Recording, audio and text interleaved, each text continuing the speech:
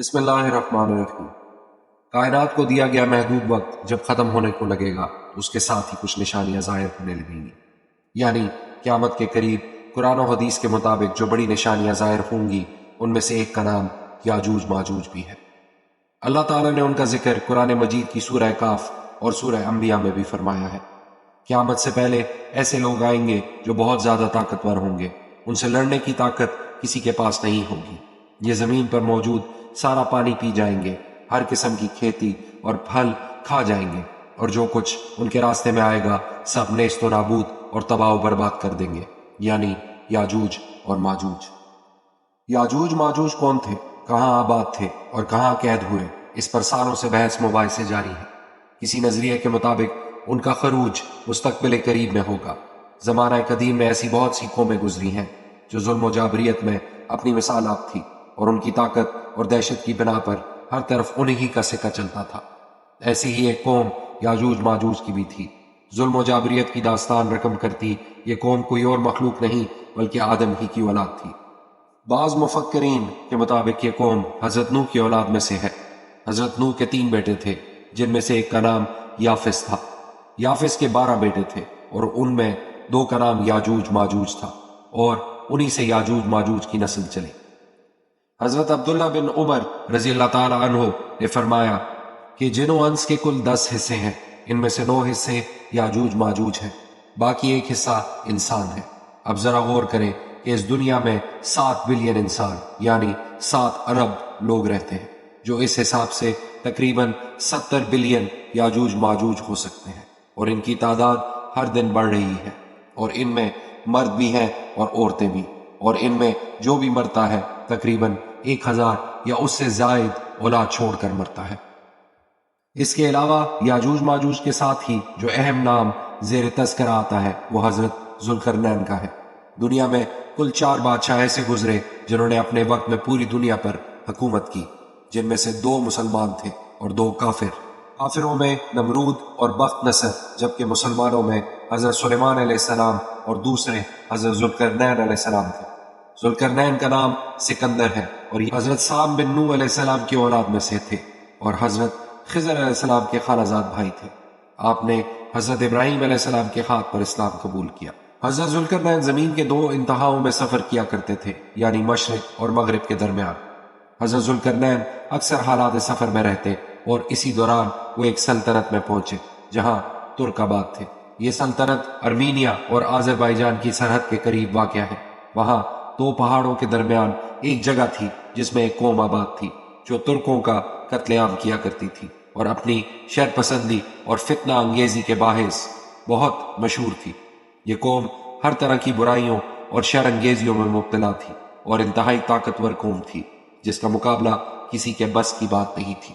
یاجوج ماجوج کے اس دنیا میں دوبارہ خروج کی اہمیت کا اندازہ اس بات سے بھی لگایا جا سکتا ہے کہ دجال، جو کہ قیامت کی بڑی نشانیوں کا مرکز ہے، لیکن اس کا تذکرہ قرآن میں کہیں بھی نہیں ملتا، لیکن یاجوج ماجوج کا ذکر قرآن میں تفصیلاً موجود ہے۔ بہرحال ترک قوم نے اس قوم کی ظلم و جابریت سے تنگ آ کر حضرت ذوالقرنین علیہ السلام سے یہ درخواست کی کہ وہ ان 2 پہاڑوں کے درمیان راستہ کسی طرح بند کر دے تو ہم اب آپ کو اس کا معاوضہ دیں گے، جس کا ذکر قرآن پاک میں یوں بیان ہوا ہے۔ اور انہوں نے کہا، اے ذوالقرنین، یاجوج ماجوج اس ملک کے بڑے فسادی ہیں، تو کیا ہم آپ کے لیے خرچ کا انتظام کریں، اس شرط پر کہ آپ ان کے اور ہمارے بیچ ایک دیوار کھڑی کر دیں۔ لیکن حضرت ذوالقرنین نے کسی بھی قسم کے معاوضے کے بغیر محض اجر و ثواب کی نیت سے اس کام کو کرنے کی رضامندی ظاہر کر دی، اور یہ طے ہوا کہ پہاڑوں کے درمیان راستے کو ایک مضبوط دیوار سے بند کر دیا جائے۔ چنانچہ انہوں نے ترکوں سے کہا کہ وہ مل کر ان کی مدد کریں۔ اس طرح بادشاہ نے پہاڑوں کے درمیان لوہے کے بڑے بڑے ٹکڑے ترتیب سے رکھ دیے، اور پھر کہا کہ ان پر آگ جلاؤ۔ جب وہ آگ بھڑک کر سرخ ہوئی تو ان پر پگھلا ہوا تانبا ڈالا گیا۔ اس طرح ایک ناقابل تسخیر دیوار سامنے آئی جو بالکل کسی پہاڑ کی مانند تھی۔ یہ دیوار ایسی بن گئی کہ یاجوج ماجوج نہ اس پر چڑھنے کی طاقت رکھتے تھے اور نہ اس میں سے کوئی سوراخ بنا سکتے تھے۔ کہا جاتا ہے کہ اس کی لمبائی 50 میل، اونچائی 290 فٹ اور چوڑائی 10 فٹ ہے۔ قرآن مجید کی گواہی سے ثابت ہوتا ہے کہ حضرت ذوالقرنین نے پہاڑوں کے درمیان سفر کیا۔ اس پہاڑی سلسلے میں ایک جگہ بہت ہی بلند ترین پہاڑ ہے جن کے درمیان وہ واحد راستہ ہے جہاں سے آیا جایا جا سکتا ہے، مگر یہ راستہ مکمل برف سے ڈھکا ہوا ہے، اس کے اندر لوہا اور دھات موجود ہے۔ اس طرح حضرت ذوالقرنین نے اس راستے کو ہمیشہ کے لیے بند کر دیا، اور یوں یہ قوم ہماری دنیا سے ہمیشہ ہمیشہ کے لیے الگ ہوگی، اور اب ان کا اپنا طرز زندگی اور معاشرتی نظام ہے، لیکن اس کے ساتھ وہ اس دیوار کو بھی مسلسل توڑنے کی کوشش کرتے رہتے ہیں۔ وہ روز اس دیوار کو توڑنے کے ارادے سے آتے ہیں اور اس میں سوراخ کرنے کی کوشش کرتے ہیں، لیکن جب دیوار میں تھوڑا سوراخ ہونے لگتا ہے تو شام ہو جاتی ہے، تو ان کا سردار ان کو واپس چلے جانے کا حکم دیتا ہے کہ چلو باقی کام کل کریں گے، اور اسی طرح دوسرے دن تک وہ سوراخ خود ہی بند ہو جاتا ہے، اور قیامت تک ان کی یہ کوشش جاری رہے گی۔ وہ جگہ جہاں یاجوج ماجوج کو قید کیا گیا تھا، اس حوالے سے جغرافیات کے ماہرین اور تحقیق کرنے والوں کا یہ کہنا ہے کہ وہاں ایک سلطنت آباد تھی جس کا نام خزاری تھا۔ اس قوم کے حوالے سے تفصیل سے بیان کیا گیا ہے اور کہا گیا ہے کہ یہ قوم اس قدر طاقتور تھی کہ اس وقت کی بڑی فوجیں بھی ان کا مقابلہ نہ کر سکتی تھی۔ جب ان کے خروج کا وقت آئے گا تو ان کی زبان سے ایک لفظ خود بخود نکلے گا جس کی توفیق اللہ نے تعالی ان سے چھین رکھی ہے، اور وہ لفظ ہے انشاءاللہ۔ جب وہ اس لفظ کو ادا کریں گے تو دیوار توڑنے میں کامیاب ہو جائیں گے اور ہر طرف ایک قہر برپا ہو جائے گا۔ یہ مخلوق خدا کو اپنی شر انگیزی اور فتنہ انگیزی کا نشانہ بنائیں گے۔ ان کی طاقت کا اندازہ اس بات سے بھی لگایا جا سکتا ہے کہ حضرت ذوالقرنین جو کہ ایک بہادر اور طاقتور بادشاہ تھے، اور ان کی فوج بھی ان کا مقابلہ نہیں کر سکتی تھی، اس لیے ان کو دیوار کے پار قید کر دیا گیا۔ جب یہ قوم آزاد ہو جائے گی تو وہ تباہی مچاتے ہوئے نکل پڑے گی، اور ان کا پہلا گروہ بحر تبریہ تک پہنچے گا اور اس جھیل کا سارا پانی پی جائے گا جو کہ فلسطین کے شمال میں واقع ہے اور فلسطین کی سب سے بڑی جھیل کہلاتی ہے۔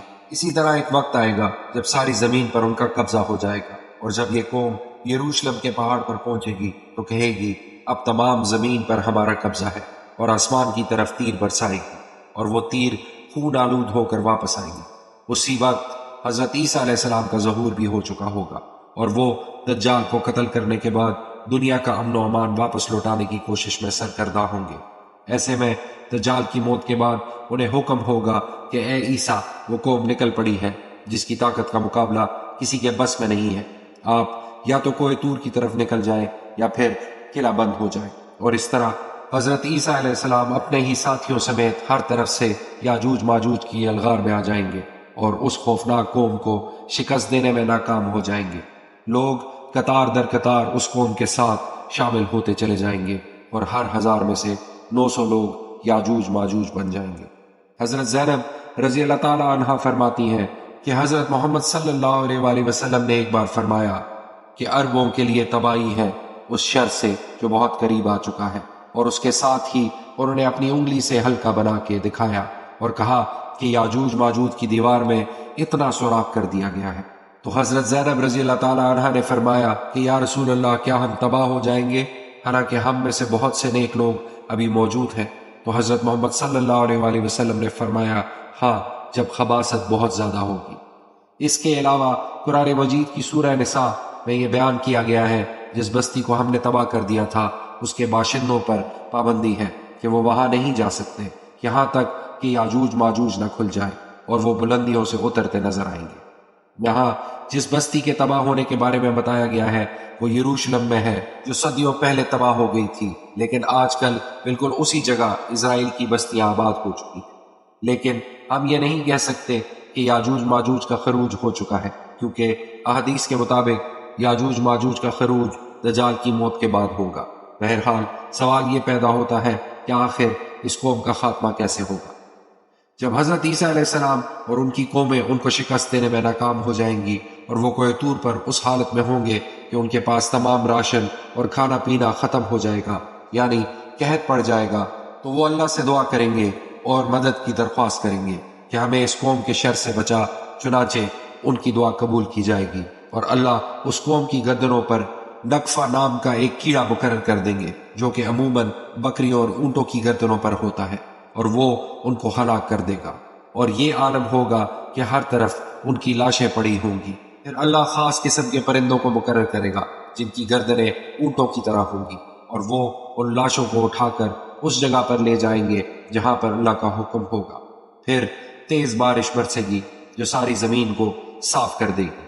پھر زمین کو حکم ہوگا کہ اب صاف شفاف پھل اگا، اور اس کے بعد یہ عالم ہوگا کہ زمین میں ہر طرف ہریالی لوٹ آئے گی۔ پھل اس قدر ہوں گے کہ ایک انار بہت سے لوگوں کے لیے کافی ہوگا، اور مویشیوں کا دودھ پوری بستی کے لیے کافی ہوگا۔ یاجوج ماجوج کی موت کے ساتھ امن لوٹ آئے گا اور جنگ ختم ہو جائے گی۔ اس کے بعد 7 سال تک یہ سکون برقرار رہے گا، اور اس کے بعد وہ دن آن پہنچے گا جس کا وعدہ کیا گیا تھا، یعنی اس کے بعد قیامت کے قائم ہونے میں کوئی شک و شبہ باقی نہیں رہے گا۔ اس وقت توبہ کے تمام دروازے بند ہو جائیں گے اور کسی کی توبہ قبول نہیں کی جائے گی۔